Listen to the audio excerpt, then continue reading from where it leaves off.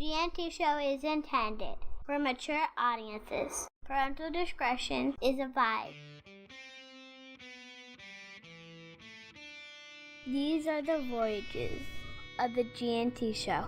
Our continuing mission to explore Star Trek storytelling, to seek out new worlds and interesting characters, to Boliga, where no show has gone before.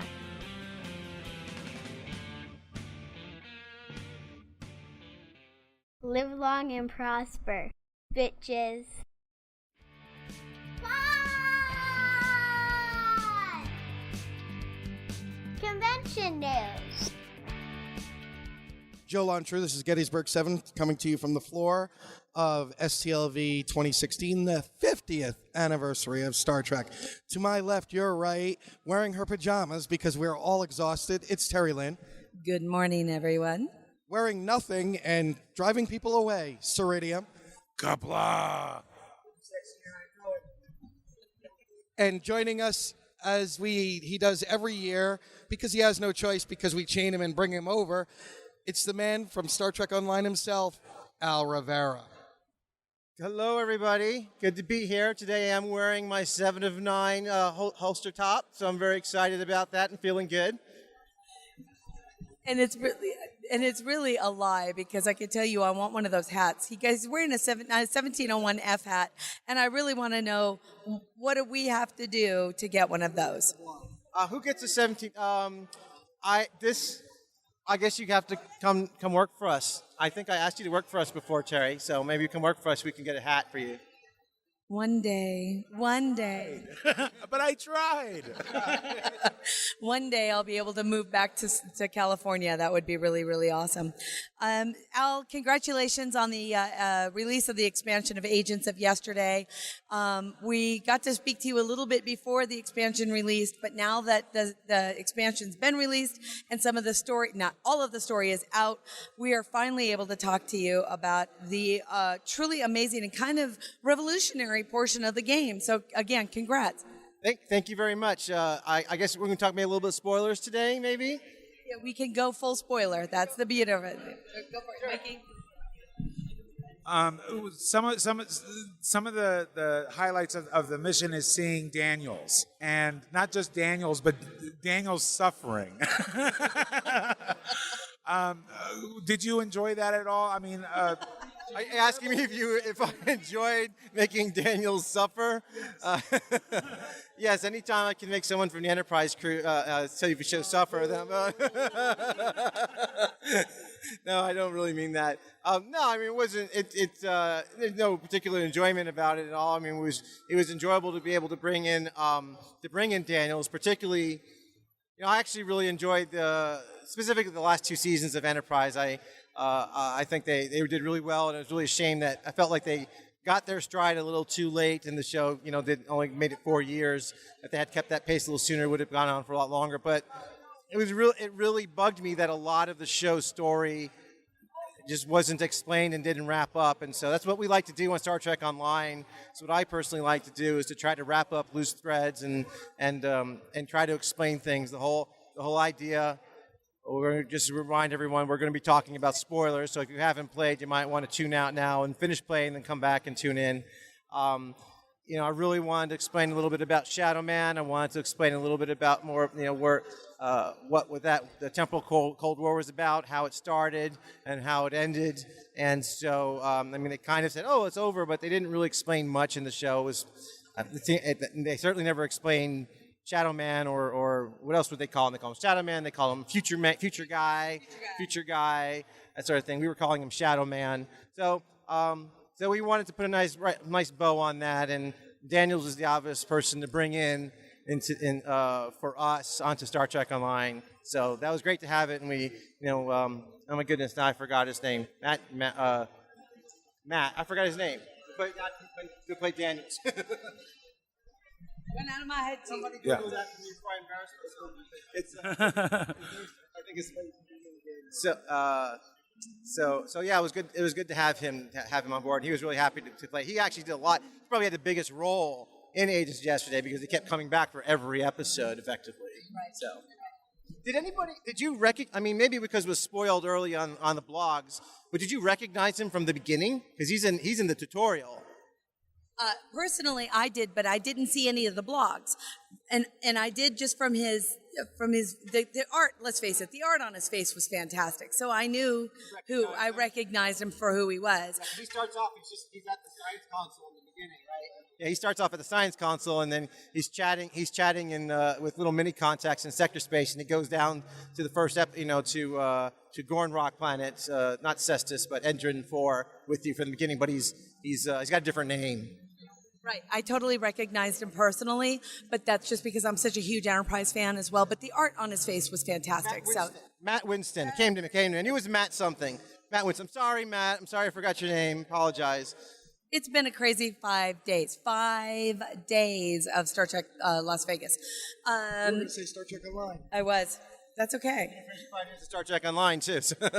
Well, I can tell you right now, I'm really looking forward to taking 3 days off at the end of the week, and I'm going to be in game all day, one day. It's going to be awesome.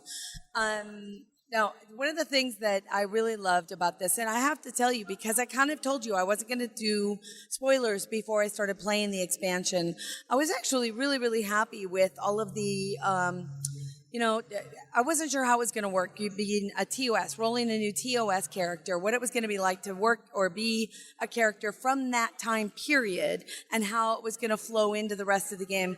I can tell you, now that I've finished the tutorial, now that I've gotten into her, now that she's a temporal agent, and I moved forward with it, I'm loving where it went. I thought, this really fits. It really fits. I love the idea.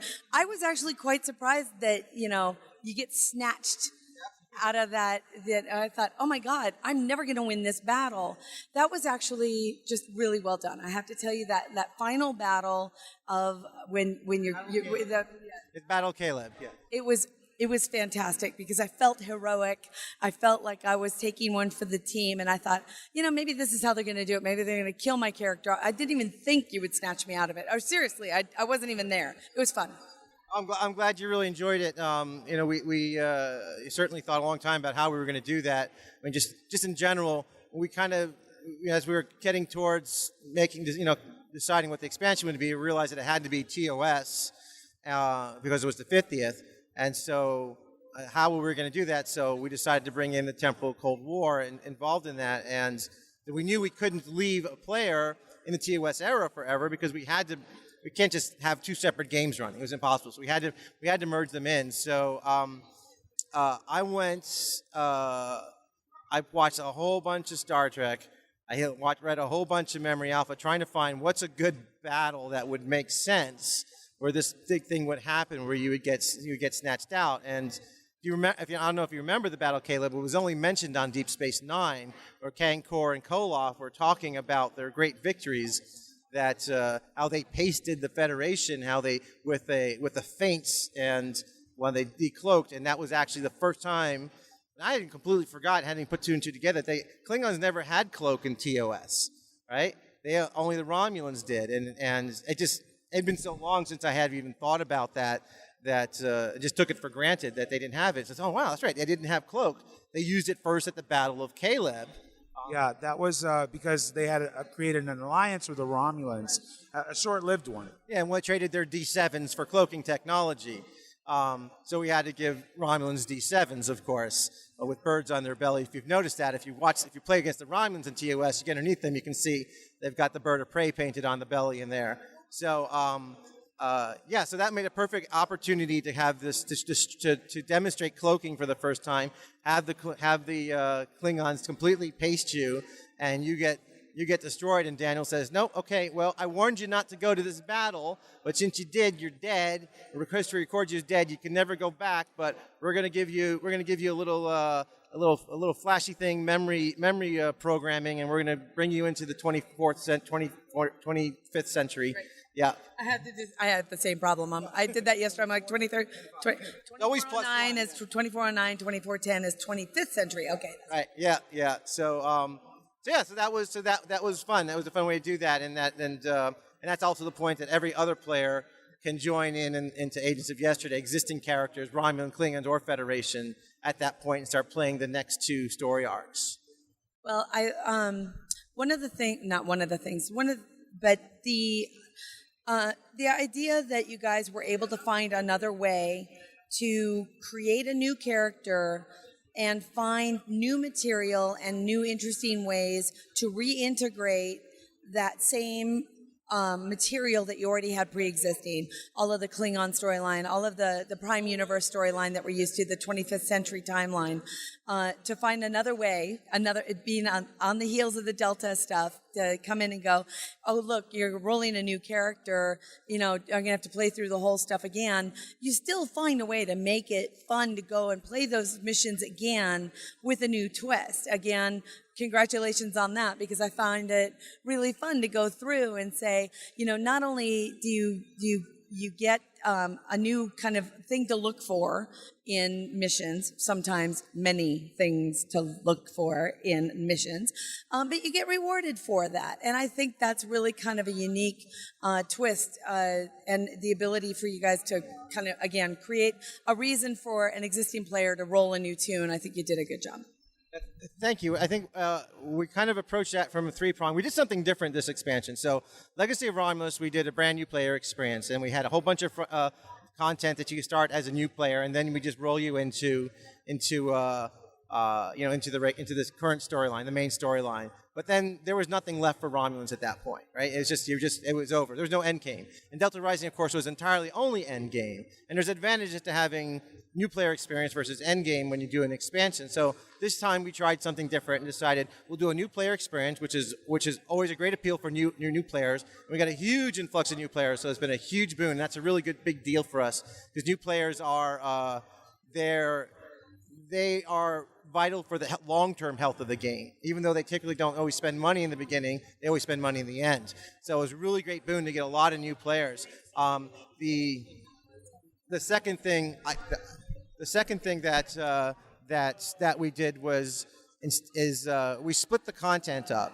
So you get, the first part is a completely TOS experience, which is only for new players, but we have more content. There's a whole nother arc after you leave, which is kind of interlaced around right after the Romulan arc, right after the Breen arc, right after the Dyson arc, and then at the end of the game, you've got the Yesterday's War arc. And then there's Future War, or Future Tense, which is the final arc, which we added a couple more episodes to, which is the final episodes. So those both arcs anybody can play, but as a new player, as TOS, you play the regular content, and then older content, and then you get an interest. Oh, here's another new mission, and then the more content, another new mission. So we spread that out, and it's something new that we tried. And then the other thing we did was, two other things we did is existing content. Some of the existing content got alternate dialogue. So if it was related, and that was really challenging because all the players and the characters were all meeting each other in different order. Right? Like when you meet Scotty in the Davidian arc, I can't even remember at this point. He think he's already met you, or you've already met him. I can't remember. But our writer had to keep track of who's meeting who in what order. And if you've played the season 11 and 11.5 stuff first, then they're meeting you in a different order than whether or not you play it in story order. And so that dialogue is different depending on which order you play it as a player. And then, of course, we did the temporal recruit stuff mechanic, which was kind of like what we based on the old Delta Recruit, but more. And we made it so every mission you have to go find the little temporal thing, which is temporal shifted, and that then the cool spread out, and you activate it, and you get different puzzles, or maybe the cool show up, and then you can earn rewards from doing all of that stuff by finishing the temporal recruit stuff. And we made it much bigger than Delta Recruit is a couple of years ago. So what was your personal favorite new episode in the new arc? My personal favorite will have to be the Journey to Babel episode, or Return to Babel, I guess we call it. And that I really, really wanted to do a Trials and Tribulations style episode where, if you remember, Trials and Tribulations is a Deep Space Nine episode where they go back in time, and the TV show happens exactly during the episode of Trouble with Tribbles. So I wanted to do something very, very similar. First I said, well, let's just do it at Tribbles. And then said, well, and I was like, no, too much. It's like this huge nexus point. Time's going to implode, and it's just going to be a little too derivative. So we looked for different episodes, and that made the most sense. And So we went with Journey to Babel, so the player gets to play there during the events of that, and we were able to pull dialogue. CBS gave us the dialogue from the show, so you can actually hear Chekhov and everybody talking in the background. You get this great little cutscene with Sarek and the Tellarite ambassador arguing. So that was a lot of fun to play, and that gave us the opportunity to actually put Kirk in the game without putting Shatner in the game, because you see Kirk face planted down and he's sort of unconscious, but we don't have to worry about likeness rights because that's a little tricky with Shatner. So speaking of the face down Kirk, it's no secret now as to what this year's convention exclusive is from Star Trek Online, and that is the new set of bridge officers that you can get, being everybody but Kirk. That's understandable. We all get that. So we are still thinking, we all agreed that you should create a bridge officer that only spawns face down. Either spawns face down or with a bag over his head, right? Or he always faces away from you. no matter where you look at it, even if you're two multiplayers, for player facing, he always faces away from the player. Yeah. It's like you never quite see it. Do you have any questions? Yeah, you're good, Mikey. Go for it. Going back to Daniels, in the story we see him kind of degenerating. And at one point, when we first encountered the future guy, I had read all of the supplemental fiction that you guys release, and there was one where you guys were talking about the mirror universe, temporal agents, and at one point during the playthrough, I was almost positive that what we were dealing with was a mirror universe Daniels. Excellent. That was, I was concerned, we were all concerned that it was too obvious who Shadow Man was, Future Guy was, and so we kind of wanted to, we wanted to do a ruse to try to see maybe if people would think maybe it's Daniels, maybe it's a mirror Daniels, maybe he's just always been the bad guy all along, maybe he's been Shadow Man all along, doesn't even know it. And so the idea that Shadow Man is scarred, and as he wins, he gets less scarred, as Daniels gets more scarred, and maybe it's some kind of loop, and he becomes Shadow Man. So that was intentionally trying to be just a red herring to see if maybe some people might doubt that's what it was. So I'm glad it worked. So I'm glad it was. It put some doubt in your mind, and that was the intention. So.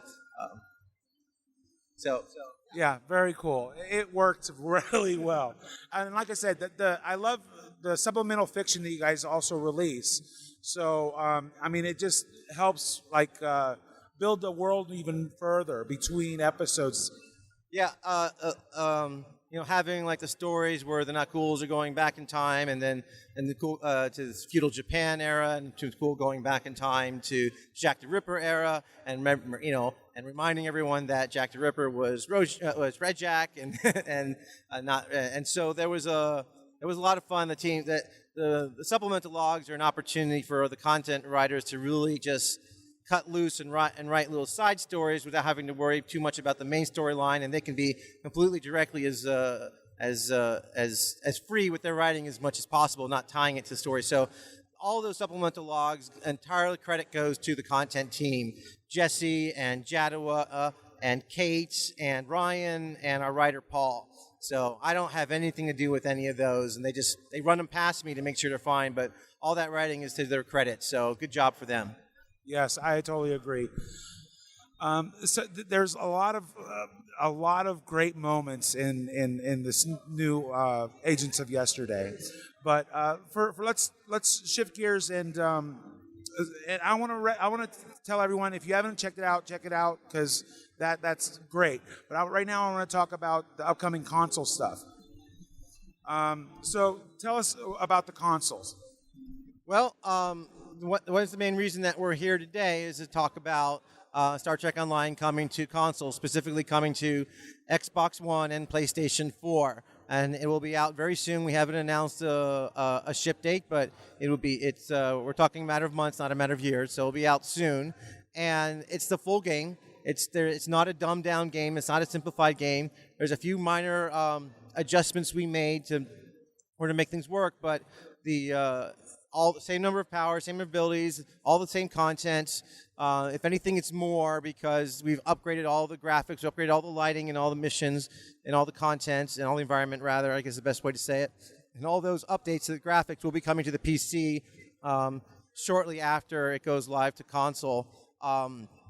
So it's the full game, and I think a couple of things that's great about that is that we're reaching out to a whole new audience, people who could never play Star Trek Online before. Maybe some people had never even heard about it before, but now it's getting big buzz, and it'll show up on like the dashboards on Xbox, and so people will find out about it. The people coming here, they don't have PCs that can play it, and now it's accessible to them. Everyone starts and it's always great whenever everyone gets to start at the same level, level 1, instead of having to feel intimidated by end game players all the time. And console gets the benefit of 6 years of content and refinements. So it'll be a massive online game for them starting from day one. I've always wanted to get my nephews to play Star Trek Online, but they don't play on the PC. So having the fact that it's coming to console, and that's what they play, is a big boon. However, now I have to upgrade to Xbox One. So thanks for that. My pleasure. My pleasure. But I've talked to a few people, and controller support is one of the things that I keep hearing people talk about. Is there even a remote chance that there will be a toggle where we can get the controller support on PC someday, eventually? That's a good question. I've been asked that question several times over the last week. The short answer is maybe, but I don't like to give short answers. Getting the controllers to work on the PC itself is actually not hard at all. What the hard part is rebuilding the UI to match. Okay, because it's the one does not work without the other. So we completely rebuilt the UI for console. We didn't just make the old PC UI work on console in a clunky way. There's no pop-up windows that you can drag around with a cursor like you can in PC. It's all embedded windows, full screen windows for any of your inventory management or paper doll management. But the controls themselves, the radial menu that pops up, and the simplified shield distribution UI and the power levels, everything is cleaner for the television and to work with the controllers. So it's not a small endeavor to move it over to PC. Back to, really what we're going to do is we're going to get it on console. If people like it and people start demanding it, there's probably a good possibility that, we could move that over to PC. But I don't know how people are going to receive it. I don't know if they're going to like it. Maybe we're going to have to change it or something. And maybe it's just not, maybe people say, no, it's just like, I don't think I want this for PC. It's not the way I want to play. So we'll gauge the response, and then if it's a huge demand, well, I'm sure it'll be strongly considered to move over. I personally have started now to gotten really accustomed to playing with it on the controller, so I'm really enjoying it, and so I think a lot of people will, and I expect a lot of people who will really want it to move over. But it's not. I mean, you can put a controller in now, but it's not the same thing. It's just you have to it won't have any of the functionality that we've built in to make everything work on the controller. So you can just map a few things, but so we'll see. We'll just have to see. Right on. Is there anything else you want to tell our listeners about Star Trek Online? What do you have coming in the future, or that you can talk about? Obviously, anything you want to let us know about? Not much more. I mean, we didn't have any major announcements or any real announcements coming to the convention this year because we already announced our agency yesterday in console, and now we're just ready for some sleep. We obviously have more content coming out. We're currently working on new stuff. There'll be a new season or 0.5 season coming out soon, and of course we're already working on the winter event and the anniversary event for coming out in January. We work on these things really really far ahead of time. So. And right now, a lot of teams also just working on polishing, just finishing up console. No, nothing like that. I hope everyone's looking forward to seeing console. And I know a lot of people keep asking whether or not can I move characters over? It's the same account. And I'll just be clear, no, they're separate accounts. The PC universe is the PC. The Xbox universe is Xbox, and PlayStation is PlayStation. So they will be separate accounts. They are separate separate servers. Not the least of that, meaning that not all three of them will ever be on the same version at any given time. It takes a lot longer to get something onto console than it does to PC. Something goes to PC, there's a bug, we can fix it right away.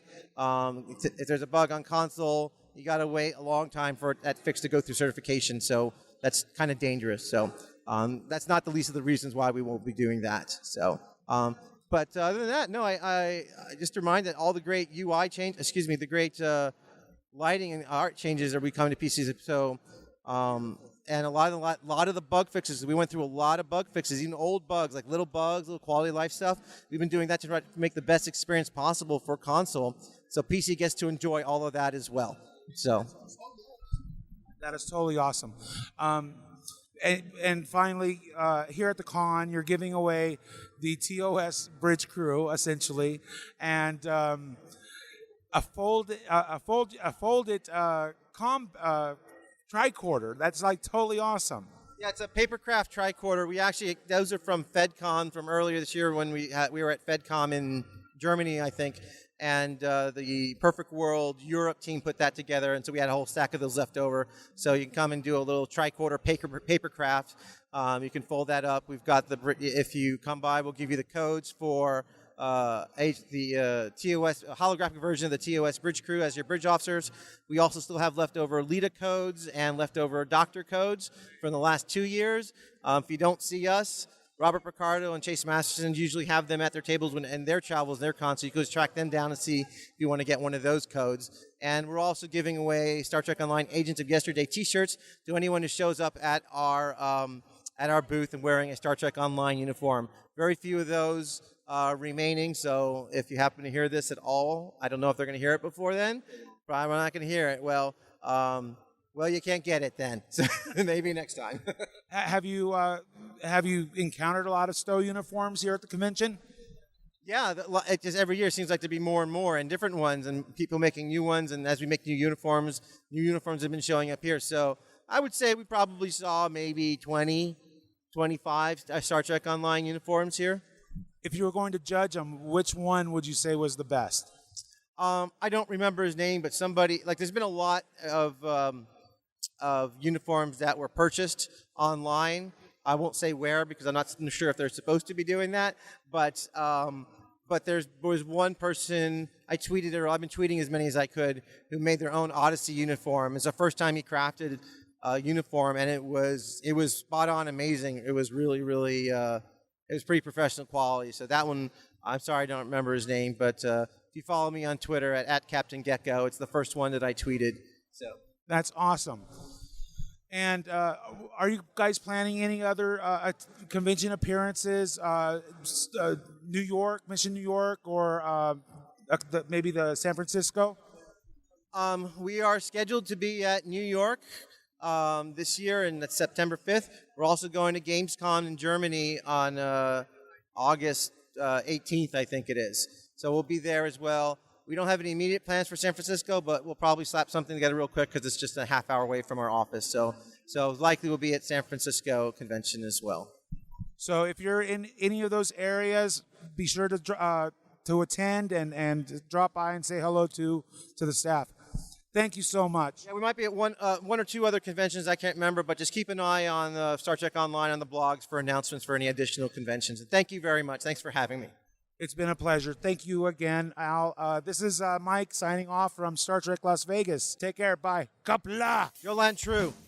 Music for the GNT show is provided by 5 Year Mission, Enterprise Blues Band, Warp 11, Andrew Allen, and Greth Thor. The GNT show is a BLB production. Move ahead, walk back to 10. Put a mini skirt on my yo man. Represent the human race. And we make this a happy place. To boldly go where no man's gone before. I think I sang that line once before, but I'm not too sure. We'll be so happy, can't you see? A zero-G community.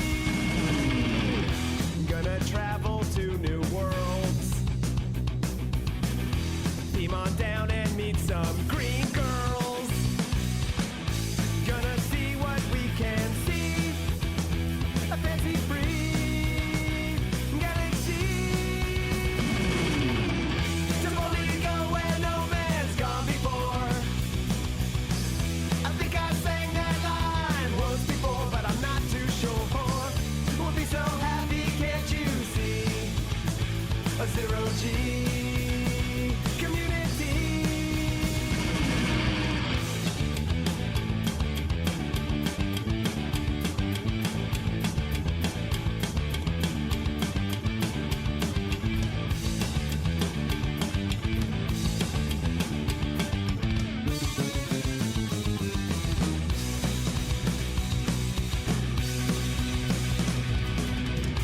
Come and take a tour with me. There'll be no cons or Kobayashi. Gonna travel to the end and make new friends with aliens. To boldly go where no man's gone before. Space happy. I think I sang that line once before, but I'm not too sure. We'll be so happy, can't you see? A zero-G